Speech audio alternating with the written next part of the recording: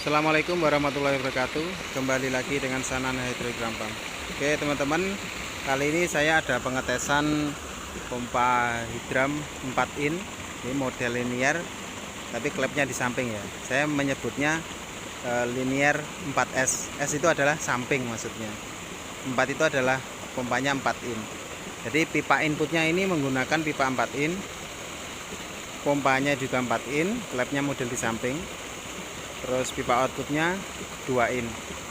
Nah, jadi ini saya buatkan bendungan kecil di sini. Saya buatkan bendungan kecil. Nah, ini di dam samping rumah.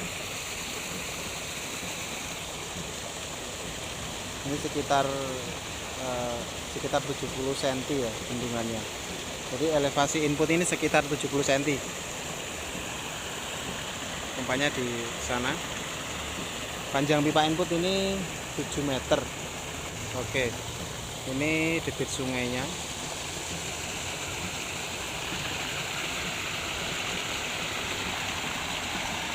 Lalu kita sekarang menuju ke pompa saja. Nah, ini dia pompanya.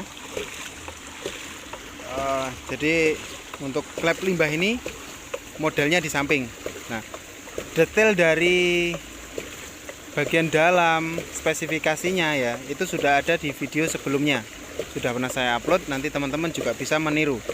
Kalau ada yang ingin beli silahkan, bebas mau bikin sendiri ataupun beli.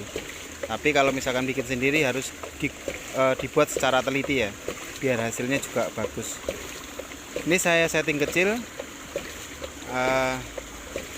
agar tekanannya nggak terlalu kuat. Tadi saya coba buat pemberatnya ini agak besar, tekanannya terlalu kuat, jadi saya buat kecil saja. Ini sudah cukup bagus, hanya untuk tes saja. Itu elevasi input sekitar 70 cm. Ini bendungannya saya tinggikan lagi dari yang kemarin yang ngetes pompa flap, itu bendungannya hanya pendek saja. Ini saya tinggikan lagi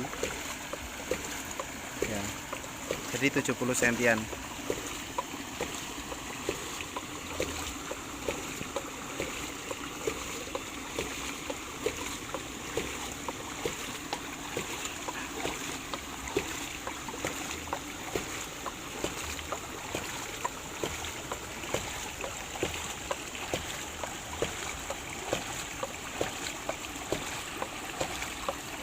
Coba didekatkan saja. Nah,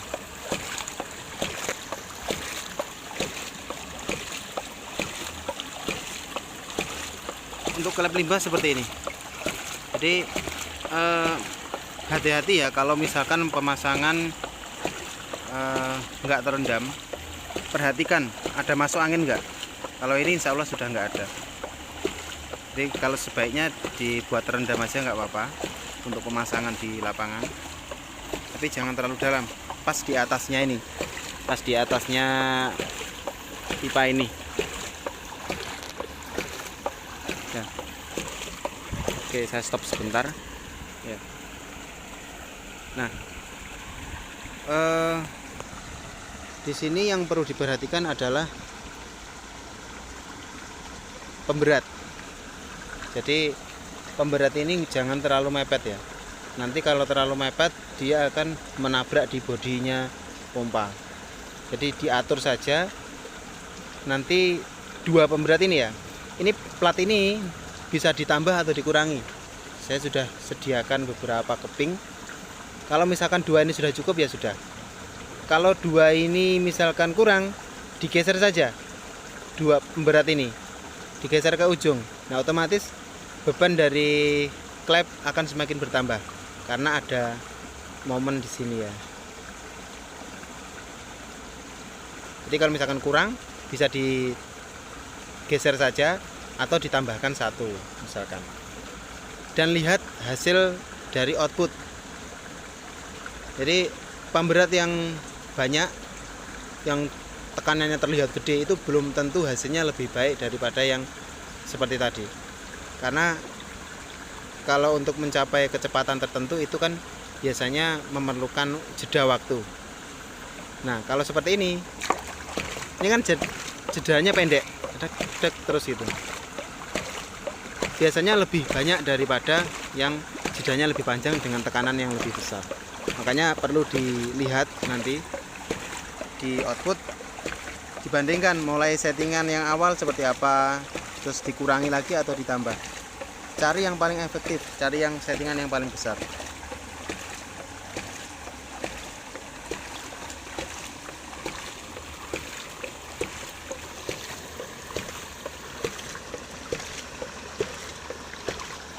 Nah ini pompa sederhana. Oke, nanti kita lihat outputnya di sana ya, mengarah ke atas. Ini outputnya sekitar 3 meter. Ini saya buat settingan kecil saja.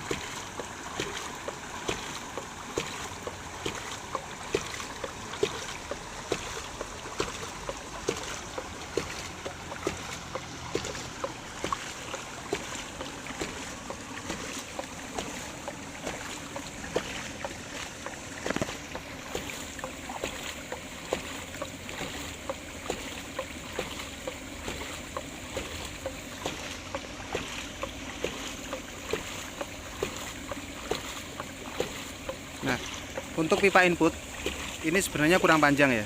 Kalau untuk pipa input ini sebenarnya kurang panjang.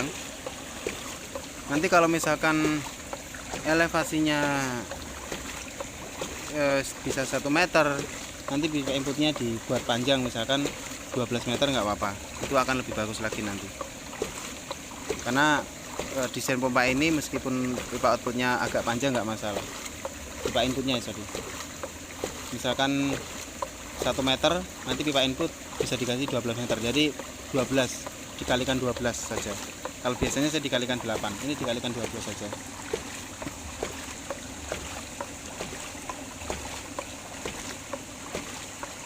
Jadi bagi juga yang belum tahu apa itu pompa hidram ya, kalau bahasa umumnya di Indonesia adalah pompa hidram.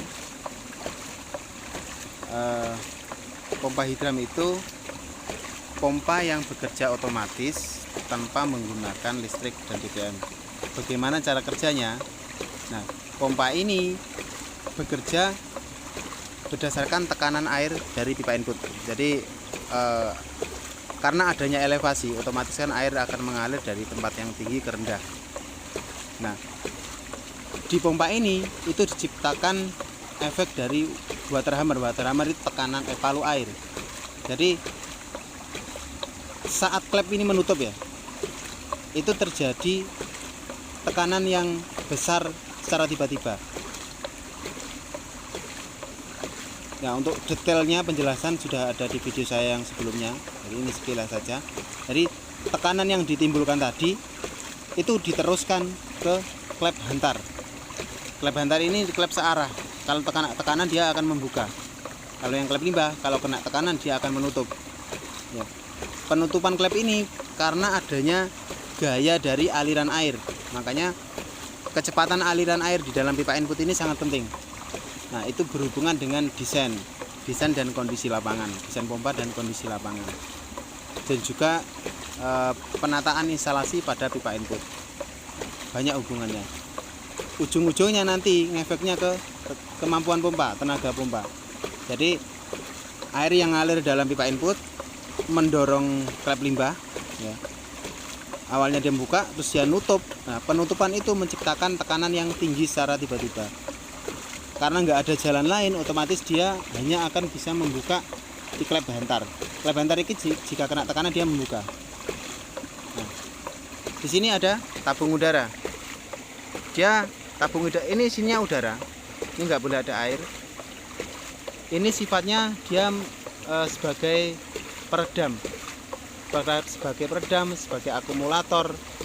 Karena kalau nggak ada ini, tenaga dari pompa itu akan langsung melawan tekanan hidrostatis dari pipa output, dari air yang ada di pipa output. Makanya adanya tabung ini itu adalah wajib. Ya memang pompa bisa bekerja kalau tanpa ada tabung, tapi pasti outputnya nggak akan bisa tinggi, nggak akan bisa banyak, karena nanti waktu klep ini menutup, klep limbah ini menutup, air itu akan mengkompresi udara di sini. Nah, nanti kalau misalkan di sini sudah kembali menutup, level air akan rendah dan akan naik. Nah, sebagian besar itu terkompresi dulu, baru dinaikkan, seperti itu.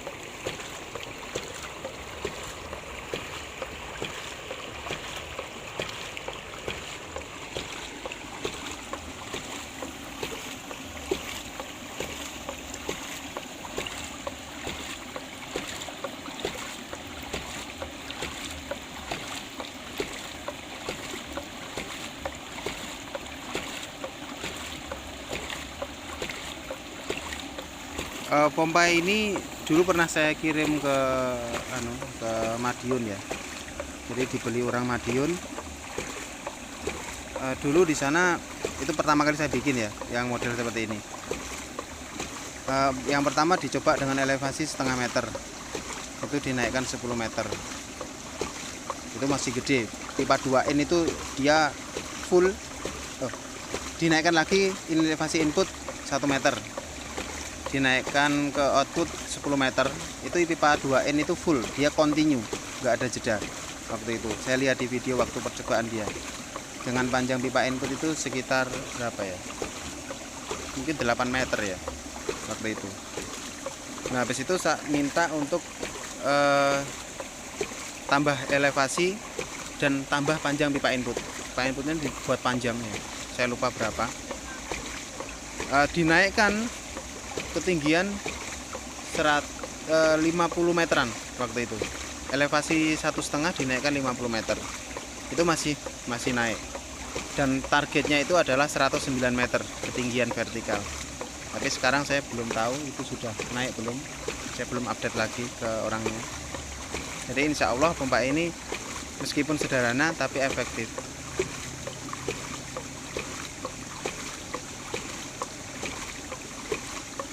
Dan cocok untuk bagi yang belajar ya, yang ingin belajar membuat. Ini juga nggak terlalu ribet, tapi harus teliti yang pertama.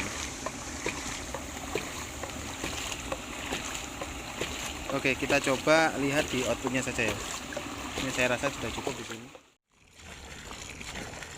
Nah, ini debit output. Ini tadi saya ukur sekitar 0,5 sampai 0,6 ya. 0,5 sampai 0,6 liter per detik. Ini tadi pompanya dibuat kecil saja settingnya. Tekannya terlalu kuat. Tadi penyangganya di pompa itu hampir lepas, dibuat kecil sama teman-teman.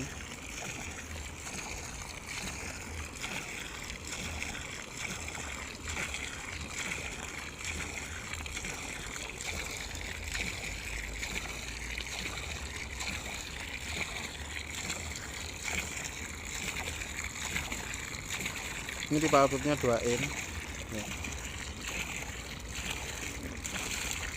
Ini hampir penuh.